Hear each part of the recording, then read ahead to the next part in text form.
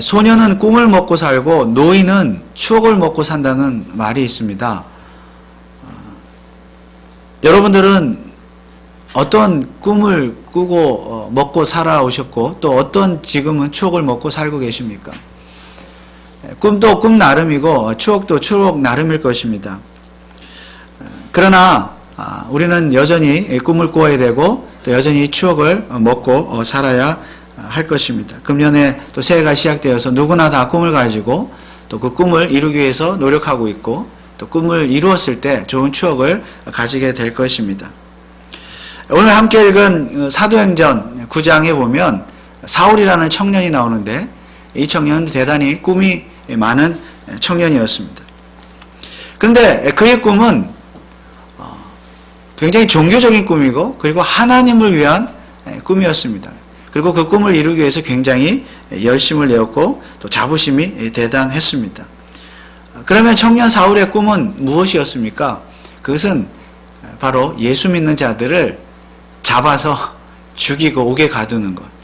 예수 믿는 자들을 핍박하는 것이 그의 꿈이었습니다.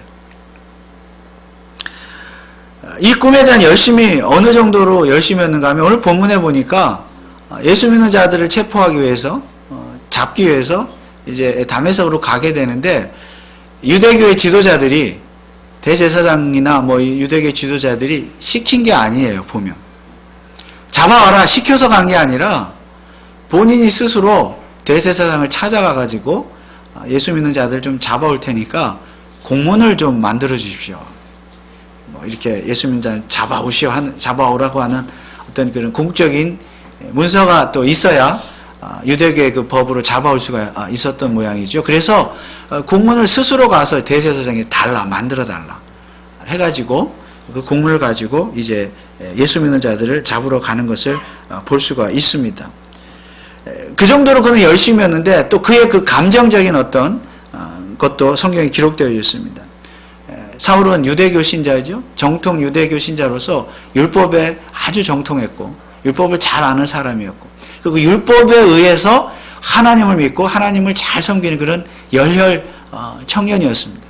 율법대로 하나님을 잘 섬기는 그런 마음이 간절했던 청년인데 그 율법에 의하면 율법대로라면 예수 믿는 이 사람들은 유대교의 이단이거든. 유대교 이단.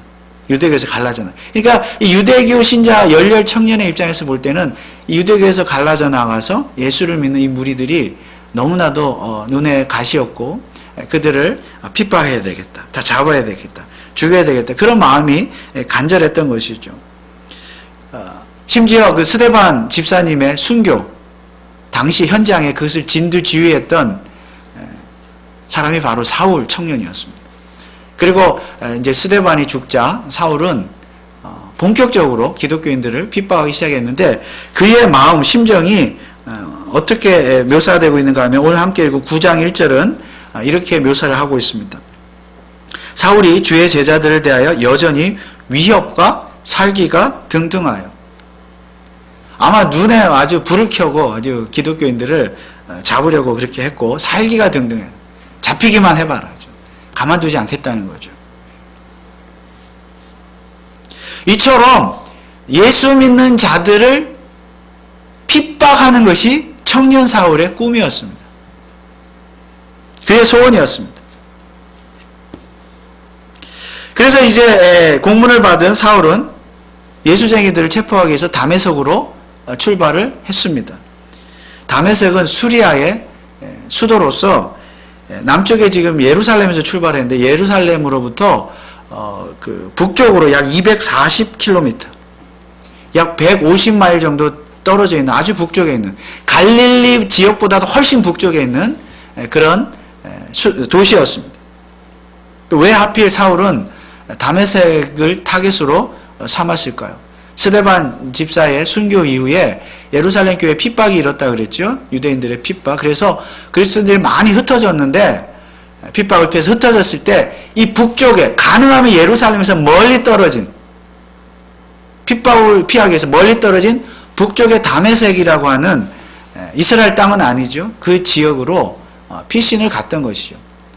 그래서 이 정보를 사울이 모를 리가 없죠. 그래서 다메섹을 타깃으로 잡고 이제 그 북쪽에 있는 다메섹으로 출발을 했던 것입니다. 그런데 이런 사울에게 아주 깜짝 놀랄 만한 사건이 일어나죠. 사울이 다메섹에 거의 다 도착했을 때에 우리가 잘 아는 사건을 경험하게 됩니다. 하늘로부터 큰 빛이 나타나가지고 사울을 둘러 비추었습니다. 순간 깜짝 놀란 사울이 땅에 엎드리죠. 그리고 도대체 땅에 엎드렸을 때 하늘에서 소리가 들렸습니다. 한 음성이 들렸습니다. 사울아 사울아 내가 어찌하여 나를 핍박하느냐. 깜짝 놀란 사울이 누구시냐고, 당신은 누구시냐고 묻죠. 질문을 하죠. 그랬을 때 하늘의 음성은 이렇게 대답을 합니다. 나는 내가 핍박하는 예수라. 내가 일어나 이 성으로 들어가라. 행할 것을 내게 이를 자가 있느니라.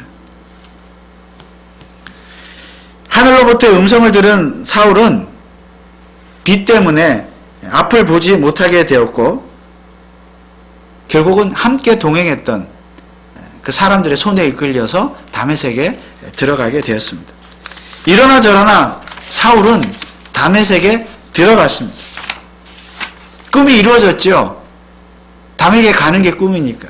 그러나 다메섹에 들어간 목적이 달랐습니다. 처음에는 예수 믿는 자들을 잡아들이기 위한 그 꿈을 이루기 위해서 다메섹에 가려고 했지만 지금은 꿈이 달라졌어요. 오히려 자신이 핍박하던 예수를 전하는 사도가 되는 꿈을 이루기 위해서 다메섹에 들어갔습니다.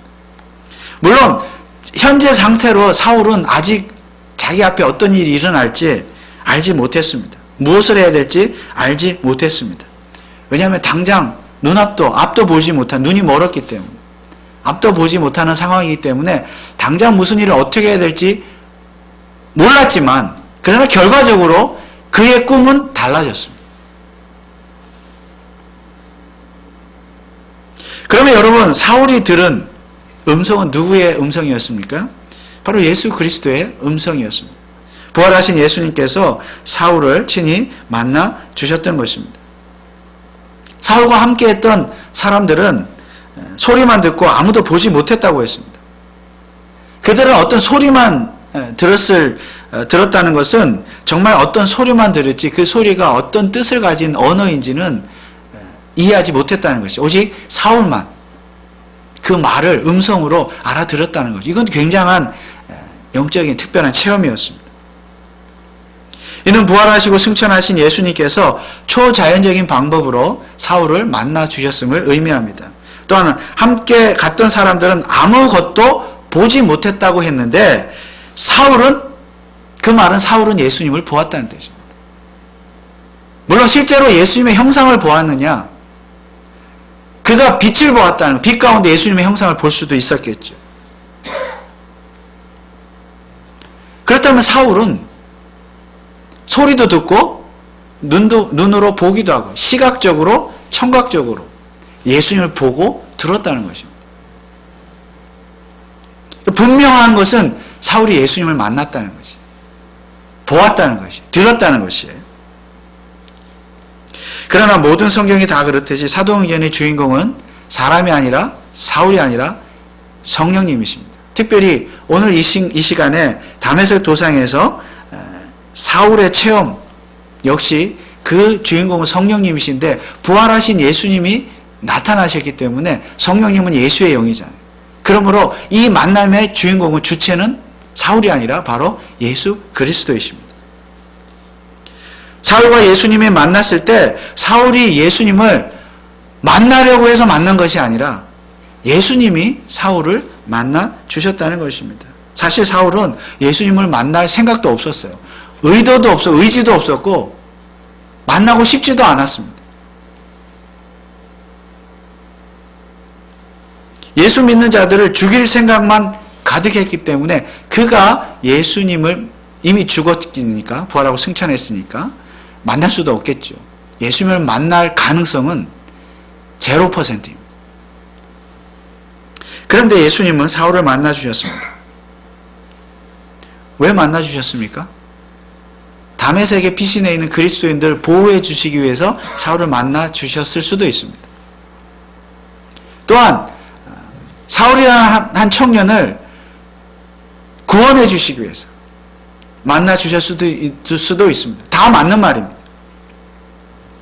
그러나 더 중요한 이유는 예수님께서 사울의 꿈을 바꿔주시기 위해서 그를 만나 주셨습니다. 사울이 다메섹에 들어갔을 때 예수님의 제자 중에 아나니아라고 하는 제자로 하여금 사울을 만나게 하셨습니다. 하나님께서. 그때 예수님께서 아나니아에게 이렇게 말씀하셨습니다. 15절 16절 말씀, 9장 15절 16절에 주께서 가라사대 가라, 이 사람은 내 이름을 이방인과 임금들과 이스라엘 자손들 앞에 전하기 위해 택한 나의 그릇이라. 그가 내 이름을 위하여 해를 얼마나 받아야 할 것을 내가 그에게 보이리라 하시니. 실제 아나니아가 눈이 멀어 있는 사울을 찾아가서 안수했을 때 그의 눈이 떠졌고 그에게 세례를 베풀었고 그때 성령의 충만함을 받아서 사울 청년은 예수의 복음을 전하는 사도로서 변화하게 되었던 것입니다. 사도로 부름을 받은 것이죠. 바로 이때 그의 꿈이 바뀐 것이에요. 예수 믿는 자를 핍박하고 예수를 핍박하는 것이 그의 꿈이었는데 오히려 그가 핍박하던 예수를 전하는 것이 꿈이 되는, 그런 꿈이 바뀌는 그러한 극적인 체험을 하게 되었던 것입니다. 이처럼 예수님께서는 주도적으로 사울을 만나 주셨고 그 이유는 그로 하여금 복음을 전하는 사도로 만들기 위해서, 복음에 대한 꿈을 가지게 하기 위해서, 꿈을 바꿔주기 위해서 예수님이 친히 만나 주셨다는 것입니다. 사울 입장에서는 결코 예수를 만날 의도도 없었고 의지도 없었고 계획도 없었습니다. 정말 자신의 꿈이 바뀌리라고는 말 그대로 꿈에서조차 생각하지 못했습니다. 꿈도 꾸지 못했습니다. 그런데 하나님께서 그의 꿈을 바꿔주셨어요. 일방적으로 그를 만나주셨어요. 그래서 이것은 하나님의 은혜입니다. 하나님의 일방적이고 주도적이고 주권적인 하나님의 은혜인 줄 믿습니다. 사울 자신은 절대로 그런 꿈을 가질 수가 없어요. 그래서 사도 바울은 후에 서신서들을 쓰면서, 많은 서신서들을 쓰면서 그 서신서들을 쓸 때마다 이렇게 고백을 하죠. 자기 자신을 소개하면서 하나님의 은혜로 사도가 된 나 바울은, 하나님의 은혜로 사도가 된, 은혜라는 거죠.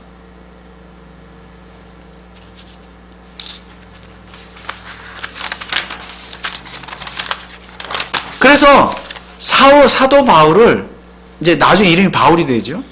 이 사울을 처음에 이 다메섹 도상에서 예수님이 불러주셔서 그를 먼저 구원해 주셨겠죠. 거듭나게 해 주셨겠죠. 거듭나게 해 주신 것도 하나님의 은혜이지만 거듭난 이후에 그의 꿈이 바뀐 것도 하나님의 은혜인 줄 믿습니다. 그래서 하나님의 은혜란 우리의 꿈을 바꿔주시는 은혜입니다.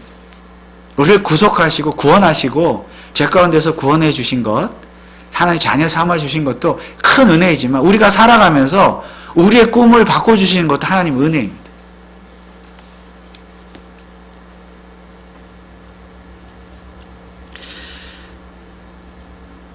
물론 하나님께서 때와 장소에 따라 우리를 불러주시는 방법은 다 다를 수가 있습니다.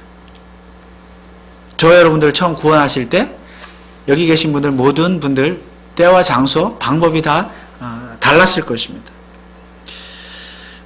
하나님의 주권적인 은혜로 저와 여러분들을 부르시고 구원해 주셨습니다. 그러나 다만 우리에게는 청각과 시각적인 체험이 없었을 뿐입니다.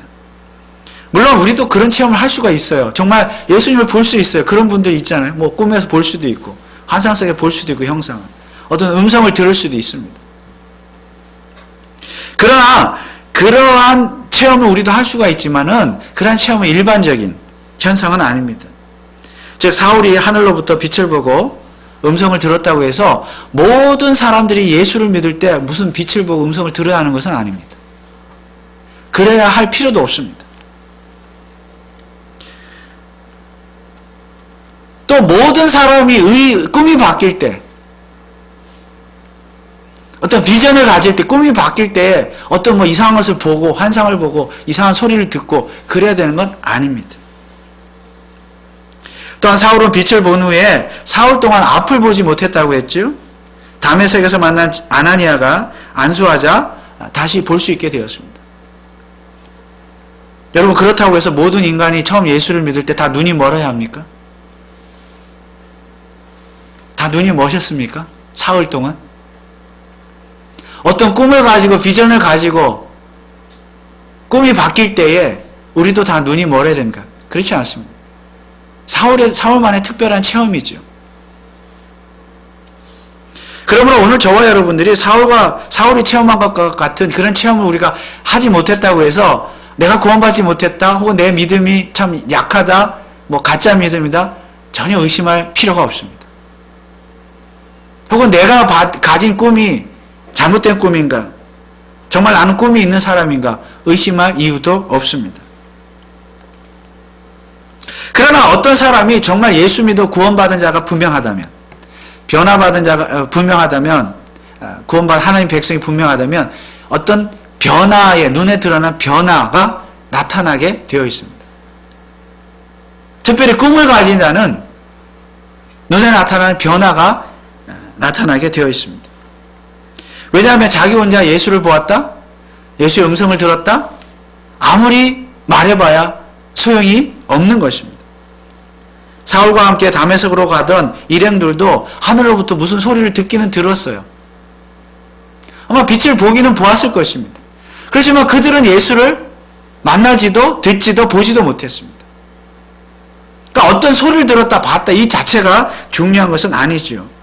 정말 예수 믿는 자, 변화된 자는 드러나는 어떤 삶의 변화가 있다는 것입니다. 특별히 꿈을 가진 자는 드러나는 변화가 있다는 것입니다.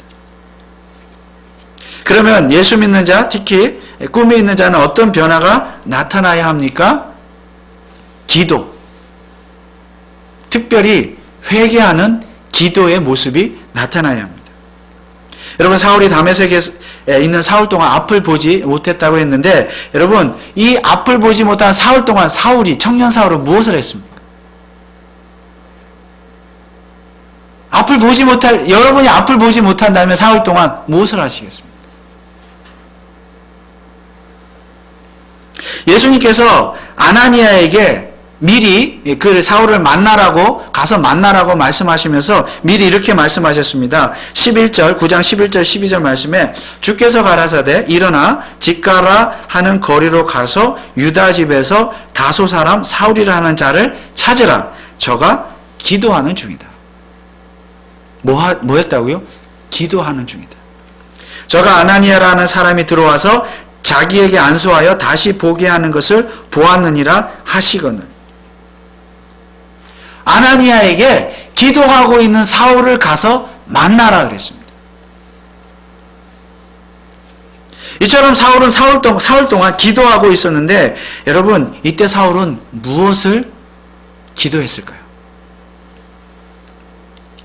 특히 그는 아무 음식도 먹지 않고 기도했다 그랬습니다. 금식하며 기도했습니다. 무엇을 위해서 기도했을까요? 기도의 내용은 성경에 자세하게 나와 있지 않지만 분명히 그것은 회개의 기도였을 것입니다. 왜냐하면 원래 그의 꿈이 무엇이었다고요? 예수 믿는 자를 죽이는 거예요. 체포하는 거예요. 잡아가는 거예요. 그 일을 위해서 다메섹에 왔는데 지금 자기가 다메섹에 지금 왜 와 있는 거예요? 오기는 왔는데. 예수를 만난 이후에 자기 꿈이 바뀌었잖아요?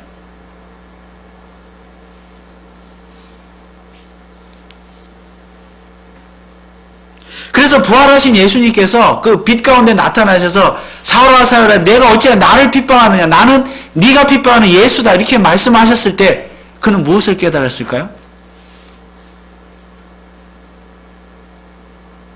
지금까지 자신이 예수 믿는 자들 핍박했던 그 일이 정말 예수님을 핍박하는 일이었고 정말 하나님을 욕되게 하는, 하나님의 영광을 가리우는 큰 죄였음을 깨달았을 것입니다. 그리고 그 순간에 자신이야말로 예수를 십자가에 못 박아 죽인 죄인이었음을 그는 크게 깨닫고 회개했을 것입니다. 그래서 나중에 사울은 이런 고백을 하죠. 바울이 되었을 때 디모데전서 1장 15절에 보면 바울이 이렇게 말합니다. 미쁘다 모든 사람이 받을 만한 이발이여 그리스도 예수께서 죄인을 구원하시려고 세상에 임하셨다 했도다. 죄인 중에 내가 괴순이라. 죄인 중에 내가 괴순이라. 예수 믿는 자들을 죽이고 핍박하는 것이 그것이 하나님을 위한 꿈이고 열심인 줄 알았는데 그것이 큰 죄였다는 것을 깨달았죠. 정말로 큰 죄였습니다. 특히 사울은 불과 얼마 전에 스데반 집사님의 순교를 분명히 떠올렸을 것입니다. 아, 내가 뭘 한 거지? 내가 무슨 짓을 한 거지? 얼마나 가슴을 치며 통곡했겠습니까? 자기 때문에 죽었잖아요. 스데반 집사님. 스데반 집사님이 그렇게 목 놓아 외쳤던 설교의 말씀. 예? 스데반 집사님 설교 기억하시죠? 긴 설교. 그걸 다 들은 유대인들 이를 갈며 달려들었다 그랬잖아요. 아마 사울도 그랬을 거예요. 죽이려고. 그런데 부활하신 예수님을 만나고 보니 자기가 거듭나 보니 그 예수님이 나를 위해 죽어주셨고 스데반의 설교 하나도 틀린 것이 없었구나. 얼마나 자기 자신을 향해서 이를 가르쳤습니까? 후회하며 통곡하며 회개하며 기도하지 않았겠습니까? 자기의 열심, 지금까지 열심, 자기의 꿈, 야, 이게 정말 잘못된 꿈이었구나. 잘못된 열심이었구나. 땅을 치고 통곡하며 회개하며 기도했을 것입니다. 사흘 동안 금식하며. 그래서 나중에 또 사울은 바울이 되었을 때 이런 고백도 하고 있습니다. 디모데전서 1장 13절에는 내가 전에는 회방자요 핍박자요 포행자이었으나 도리어 긍휼을 입은 것은 내가 믿지 아니할 때 알지 못하고 행하십니다. 모르고 그랬다는 거예요. 모르고.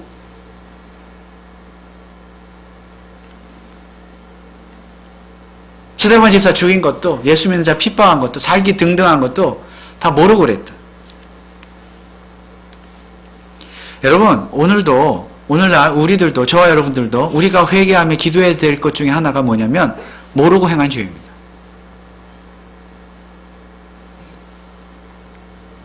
물론 죄인 줄 알고도 행한 죄도 회개해야 되지만 모르고 행한 죄도 회개해야 됩니다. 근데 모르고 행했는데 죄인지 어떻게 해요? 모르는데 어떻게 죄인 줄 알지요? 알아야 뭐 회개를 하든가 말든가 할 거 아니겠습니까? 사울은 어떻게 알았습니까? 그게 죄였다는 것을, 자기의 꿈이 잘못된 꿈이었다는 것. 영원히 못 깨달으면, 죄인지 모르면 영원히 회개 못하는 것입니다. 영원히 죄를 짓고 영원히 회개 못하는 것입니다. 중요한 것은 오늘 우리 예수 믿는 우리도 죄인 줄 모르고 짓는 죄가 있을 수 있음을 인정해야 합니다. 어떻게 죄인 줄 그러면 알 수가 있습니까? 그래서 우리는 늘 하나님의 말씀인 성경을 읽고 묵상하고 열심히 듣고 연구해야 합니다. 왜냐하면 성경 말씀이 죄가 무엇인지 우리에게 가르쳐 주기 때문입니다. 로마서 7장 7절에 보면 그런즉 우리가 무슨 말 하리요? 율법이 죄냐? 그럴 수 없느니라. 율법으로 말미암지 않고는 내가 죄를 알지 못하였으니 곧 율법이 탐내지 말라 하지 아니하였으면 내가 탐심을 알지 못하였으리라.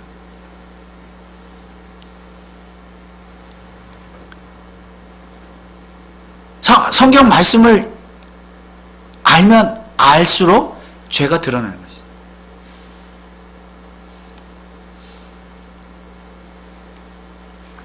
특별히 우리는 성경을 통해서 읽음으로 말미암아 이것이 내가 전에는 죄인지 몰랐지만 이것이 죄구나 하는 것을 정말 깨달아야 하고 그런 일이 분명히 일어나야 합니다.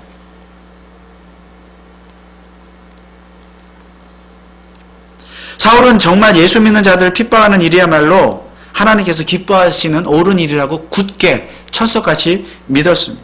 그러나 그가 부활의 주님을 만났을 때 그의 의와 교만은 한순간에 무너져 내렸습니다. 그래서 그는 식음을 전폐하며 회개의 기도를 했습니다. 그래서 우리가 하나님의 말씀을 통해서도 죄가 죄인 줄 알지만은 더 중요한 것은 오늘 사울의 모습처럼 기도할 때 몰랐던 죄가 깨달아지게 되는 줄 믿습니다.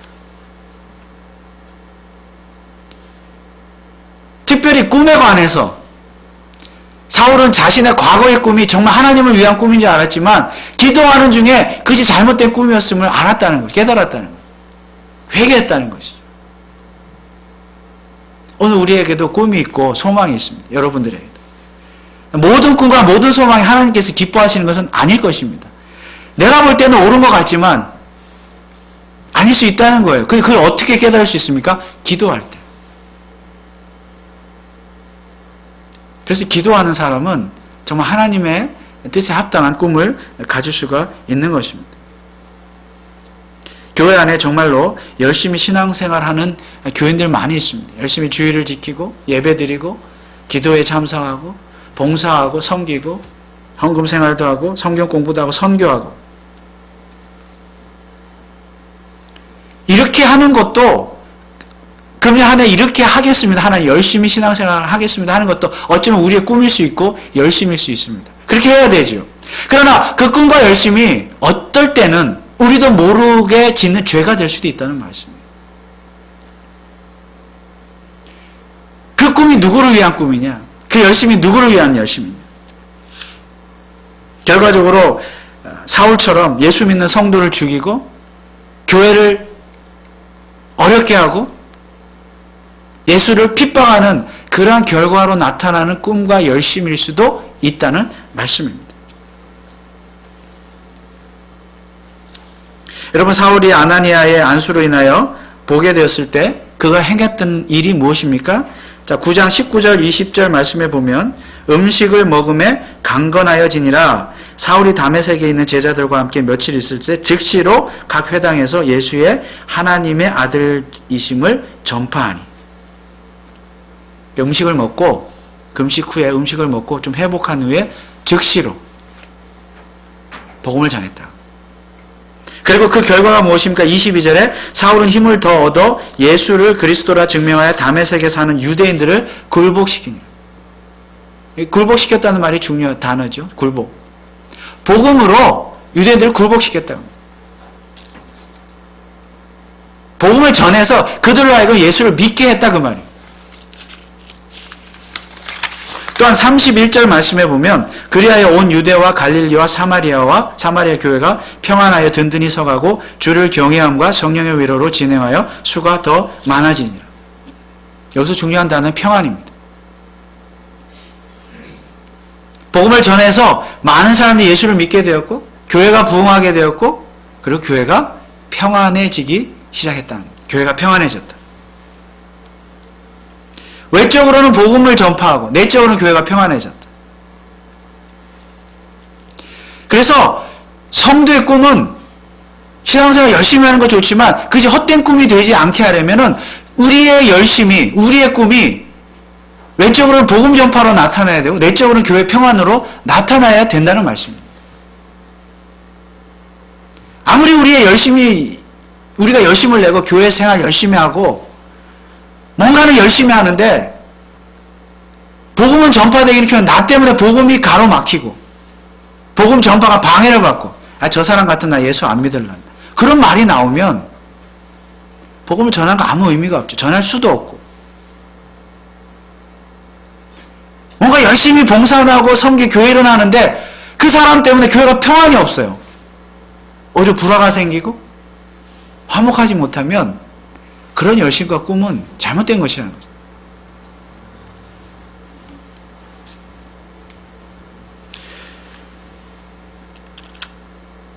그런데 오늘날 성도들은 어떤 꿈을 가지고 있습니까? 2018년도 한 해 여러분들 어떤 꿈을 가지고 계십니까? 물론 개인적으로 다 이런저런 꿈들을 가지고 계시겠지만 우리 교회적으로 볼 때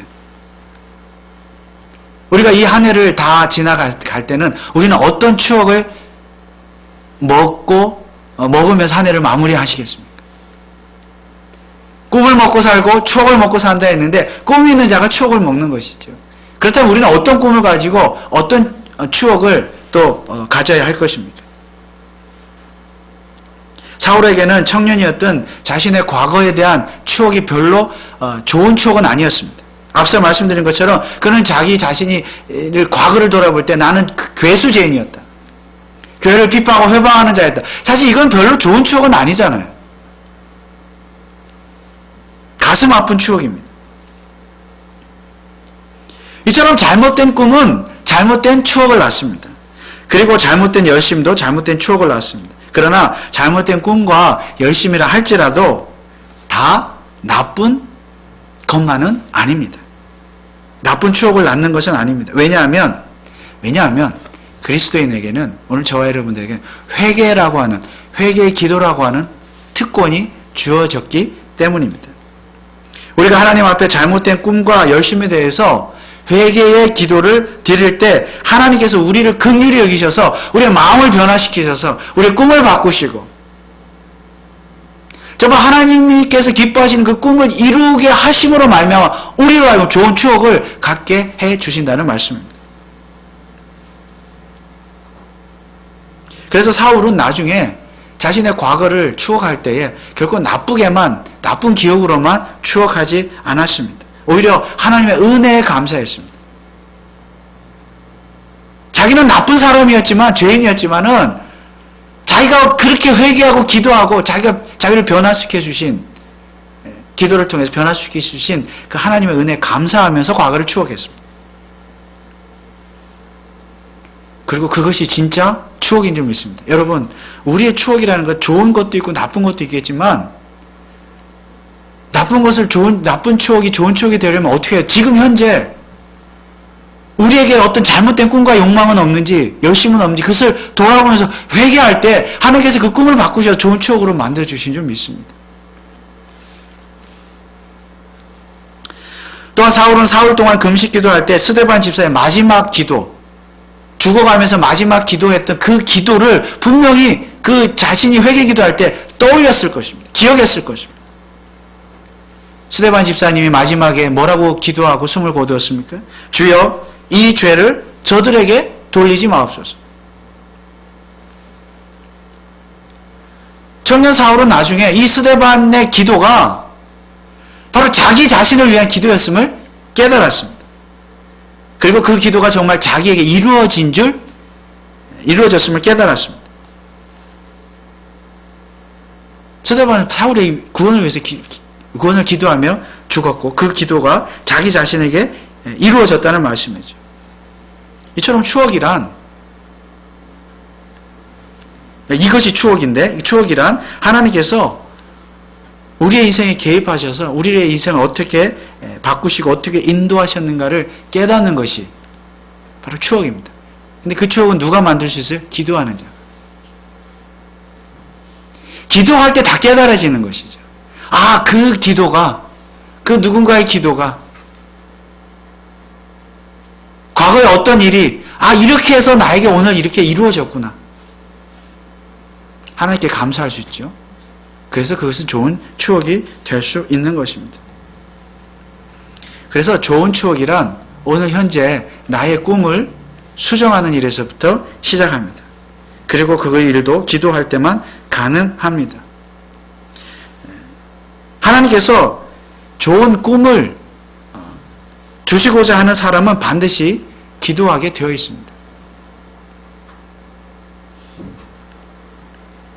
오늘 우리에게는 성도로서, 직분자로서 꿈이 있습니다. 여러분들은 성도로서 또 직분자로서 오늘 또 재직 임명을 하게 되는데 우리 교회 직분자로서 어떤 꿈을 가지고 계십니까?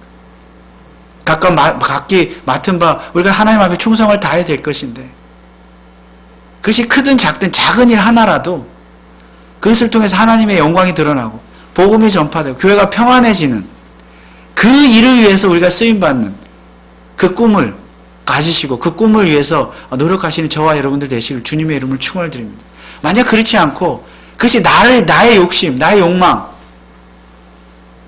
이것을 채우기 위한 그 꿈이라고 한다면 하나님께서 기뻐하지 않으실 것입니다.